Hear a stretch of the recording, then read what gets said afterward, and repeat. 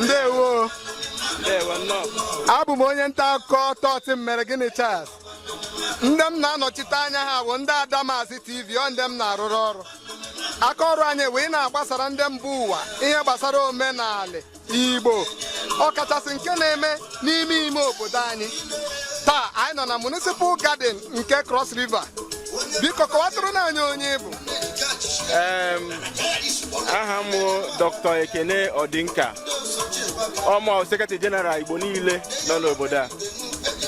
Onye ode akwụkwọ daalụ. Biko ke ihe a bịara ime taa? Ọ bụ ihe obi aṅụrị na ihe tọrọ ụtọ dị iche na a na-eme ụdị ihe a taa, anyị ndị dịka ụnụ n'ebe a, maka onwe ihe tọrọ masịrị ndị Igbo nọ n'ije mba, ọ ndị nọ n'ụzọ ije, maka ya na-agba iwu ndị Igbo nọ n'ụzọ ije, that's Igbo in diaspora, ka anyị na-egosi omenala anyị na kọlchọ anyị na mba, a na-agbasasị ya. Maka ntọala Igbo dị ọkpụkpọrọkpụ, ya na ọkpụkpọrọkpụ owu from generation to generation. Ọ na-esi n'aka fee n'aka, anaghị agaghị achọ ka ọkụ anyụọ n'aka anyị. Omenala Igbo ga-adịgide ụmụ anyị ewere m ọntị ịlụwata ụwa. So anyị hụ ndị na-agbasasị ya otu a, obi na-adị anyị mma.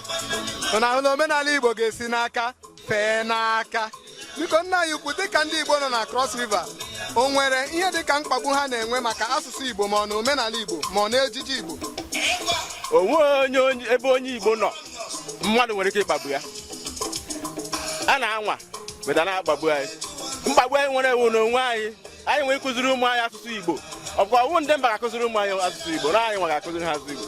Ọwụ na ya kụziri ihe ma na anyị efe elugo, mana ọrụkwa maka ndị anyị nọ be ha igbochi anyị ịkụziri asụsụ Igbo, ọ dị possible.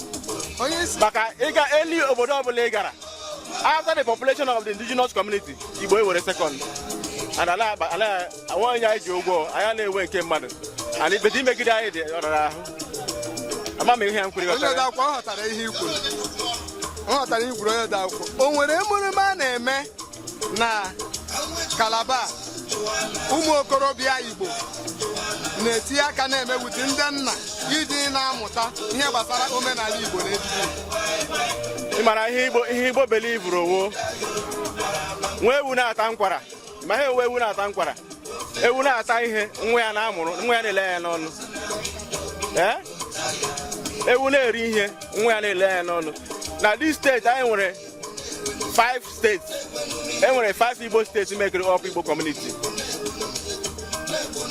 Every state na-eme their cultural week every year. And anyị na-enwe olileanya na ụmụ anyị ga na-ele anya ihe ha na-eme ka ha na-amụta. Emechakwa a na-enwe General Igbo Day nke eze Igbo na-anọ n'isi ya. Ana ịbịakwa na eze Igbo in cabinet, enwere eze Igbo in cabinet, enwere ndị nze na ọzọ, enwere ndị oke nwa, enwekwara Igbo community exco.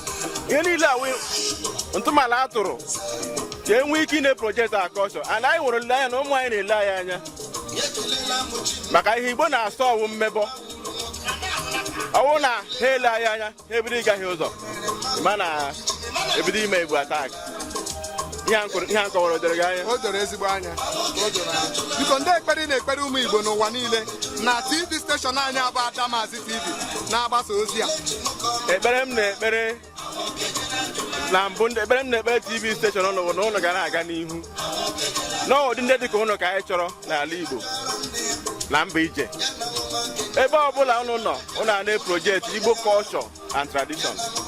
Ekpere m na-ekpekwara na ụmụ anyị ekpere oto ntochi, ka anyị na-eto n'afọ ụmụ anyị ga-eto nọchie.